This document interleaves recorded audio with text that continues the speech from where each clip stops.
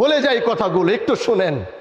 আমি কথাটা সব জায়গায় বলি, আল্লাহর কসম, যেদিন আমি হানজালার মৃত্যু আসবে, যেদিন আমি হানজালার মৃত্যু আসবে, হয়তো আমি কাফনের কাপড় পেঁচিয়ে শুয়ে থাকবো। কিছু মানুষ হয়তো বলবে তাড়াতাড়ি জানাজা পড়ান। আপনি আজকে অনেক বড় ব্যক্তিত্ব, আজকে আপনি কাফনের কাপড় পরে শুয়ে থাকবেন। যারা এক সময় আপনার আগে পরে চলতে চাইতো, যারা আপনার পাশে দাঁড়াতে চাইতো, যারা আপনার সাথে কথা বলতে চাইতো, যারা আপনার জন্য 10 মিনিট অপেক্ষা করত, তাকিয়ে দেখেন দুনিয়া কত স্বার্থপর।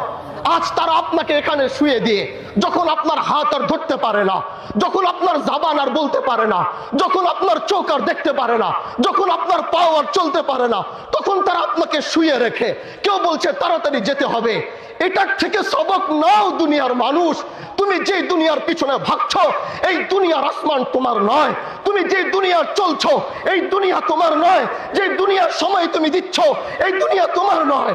যদি তোমার হতো, আজকে বাবুল চেয়ারম্যানকে মানুষ ভালোবাসে, স্বীকৃতি দিয়েছে, তাকে ভালোবাসে, তাকে যেতে দিত না। তার সন্তান ধরে রাখতো, তার আত্মীয় স্বজন ধরে রাখতো, তার নেতৃবৃত্ত ধরে রাখতো, যেতে দিত না। তার মানে এটাই স্বীকৃত হয়ে গেল।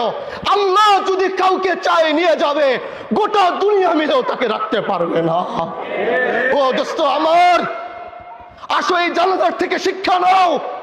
আসো এই জানাজায় 5টা মিনিট দাঁড়াও, সাদা কাফনের কাপড়ের দিকে তাকাও।